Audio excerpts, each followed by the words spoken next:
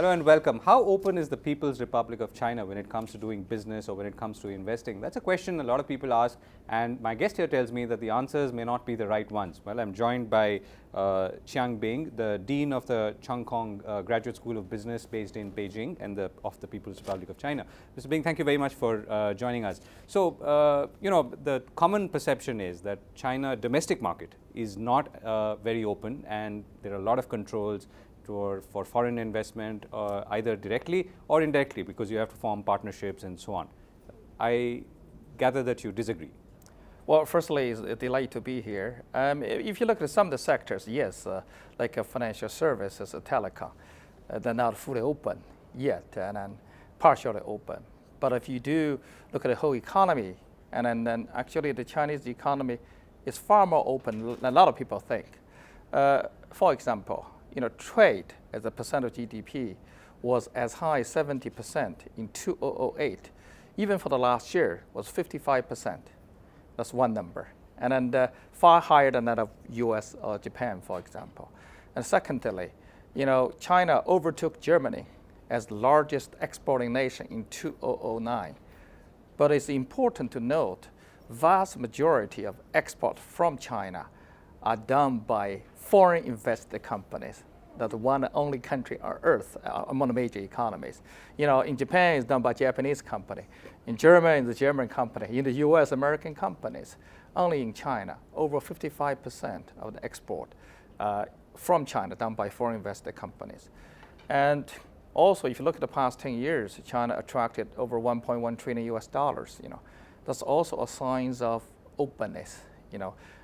Just from Japan alone, over 400 billion US dollars FDI invested in China. And then also if you go to Walmart or Carrefour, it's very significant in retail, supermarkets. And then so what's the message here? You see very few Chinese brands. You see global brands. That's again, those are indicator of openness. I mean, if you go to Japan, you go to Korea, you go to supermarket, you see very few foreign brands.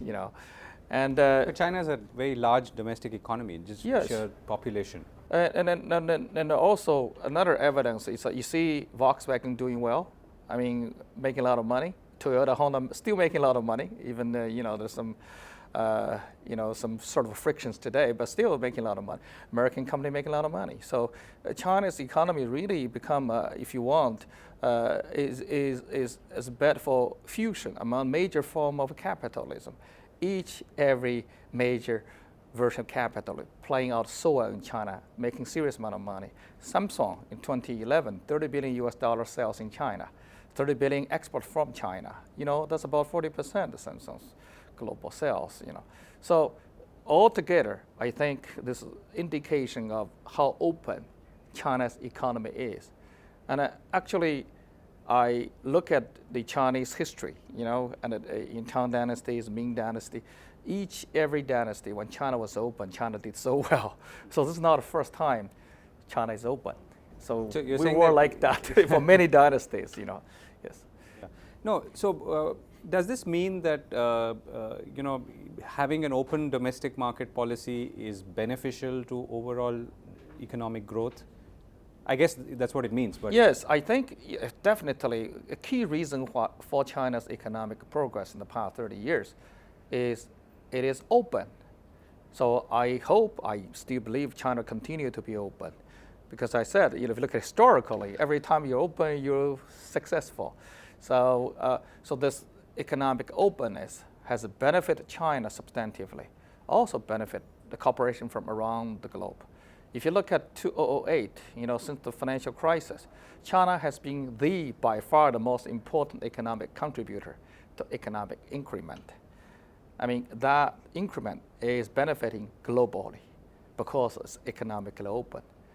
Another element of China's, let's say, success is the role of the private sector, because some of the perception of China as a state capitalism.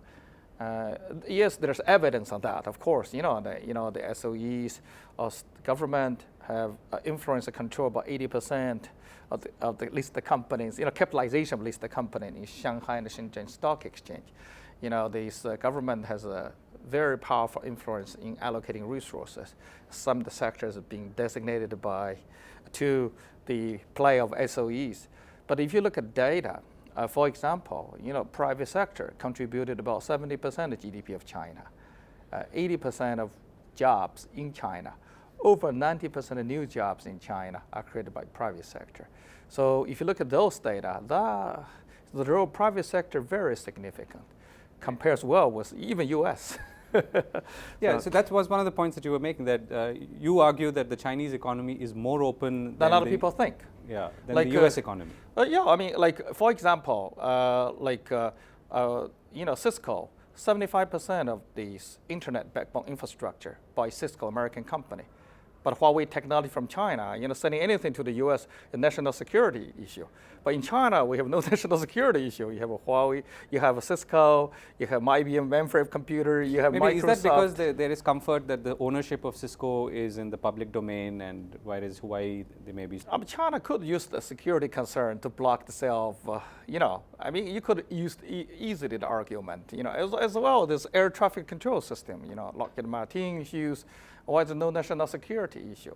So I think, as a Chinese, I know we Chinese in the blood very open, very curious. Tang Dynasty, we did that. But I hope we come back to where we were. So re-emergence of China, primarily coming from this curiosity and being open and entrepreneurship. Right. So China succeeded not because of state capitalism, it's despite of state capitalism. Right. That's a fundamentally different lesson. You need to learn from China. If China has done anything right, don't learn the lesson from China the wrong way. That's very important. Yes. So one of the things is, for instance, the most recent announcement, the dismantling of the railway ministry, right? Yes. So the role of government itself seems to be shrinking. But what's that driven by? Is it driven because of a need for greater efficiency, and is that the way to deliver? Well, there's common view that government, has been too powerful in allocating resources. In fighting against the global financial crisis, by having a powerful government, you can get things done fast, efficient. But at the same time, you have to realize, the income, the wealth inequality in China has become among the most serious around the globe. One reason for that is the government has been too powerful. Allocating resources in such a significant way, creating opportunities for this uneven distribution of wealth and income. So the opportunity for corruption and this, the ever-widening income-wealth gap, partly because government is too powerful. So we have to have some serious reforms, to reduce the power of government in allocating resources.